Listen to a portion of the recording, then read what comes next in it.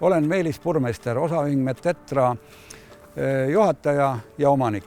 Tegeleme 3 põhilise asjaga: teravili, piim ja liha.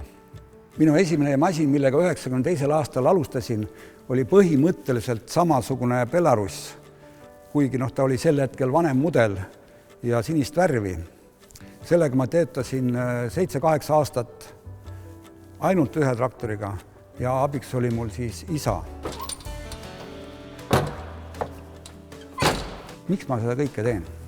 Ma teen selleks, et see on minu kutsumus, et sellest ma olen juba lapsepõlves saadik unistanud, et minu ümber oleksid kogu aeg masinad. Juba koolipingis istudes paistis aknast töökoda.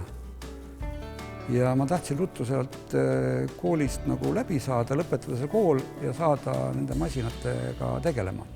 Et ma olen kogu aeg arvanud, et mind võiksid ümbritseda masinad. Ma ei ole tahtnud maailma vallutada. Ma ei ole tahtnud minna kuskile tehasesse, pigem on masinad, mis liiguvad põllul, maanteel, minu unistus olnud lapsepõlvest saadik. Hetkel oleme siis Raikküla Varmeri juhataja kontoris, kus on siis juhataja laud ja on nõupidamiste laud.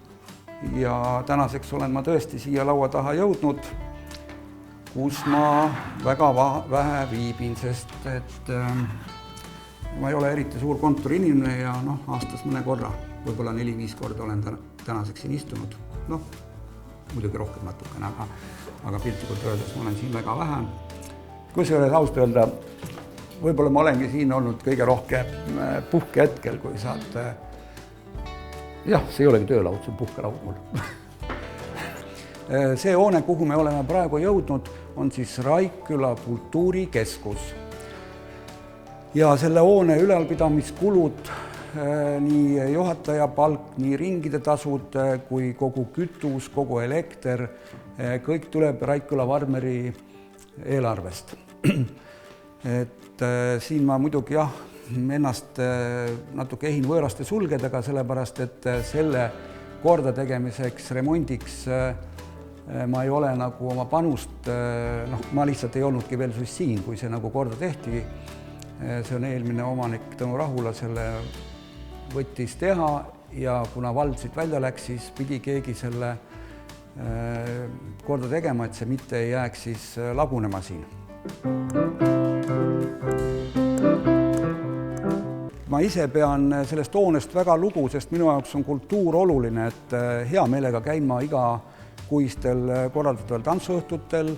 Mulle meeldib väga kas teatrikülastus, ka siia kutsub klubi juhataja tublid esinejaid ja ma hea meelega käin neid alati vaatamas ja sellepärast peaks igas külas säilima kultuur, sellepärast me ka siia panustame rahaliselt ja hoiame need säravad inimesed, kes siin külas toimetavad siin tegevuses. Minu esimene toode, mida ma põllumajanduses müüsin, oli teravili. 92. aastal alustasime peale 10 hektariga. Täna me kasvatame teravilja kusagil 3500 hektaril ja kogu maa, mida me haldame, harime, koos silokultuuride värkidega on 7000 ja natukese peale. Sinna jõudmiseni läks meil aega siis 33 aastat. See siin on seavarm, mis on maagrupi partnervarm. Siit käib meil aastas läbi kusagil 17,500 siga ja siin töötab ainult 3 töölist. Kui me oma muredest räägime, siis teistele tundub nagu vingumisena, aga eelmisel talvel oli mitu häda meile, et küll oli külm, küll oli põud, siis oli liigniiskus ja väljapoole tõesti tundub see, et me lihtsalt vingume, aga kõik need mõjutavad meie saaki. Nüüd oleme jõudnud meie farmi siis tuiksoonele, kus toimub karussellüps. Kuigi see on robot, siis siin ei saa hakkama ilma vastutustundlike inimesteta. Et see on eriti oluline selleks, et meie piim oleks kvaliteetne ja see jõuaks siis kvaliteetsena ka lauale. Töötajate valikul siia varmi on oluline, et nad on kohusetundlikud, sest me toodame ju toitu ja see ei saa olla ebakvaliteetne. Minu lapsepõlve kodus oli läbi aegade, nii palju kui ma mäletan, vähemalt 1 või siis ka 2 lehma. Aegadel, kui talusid tagastati, oli mul unistuseks, et meil võiks olla 10 lehma.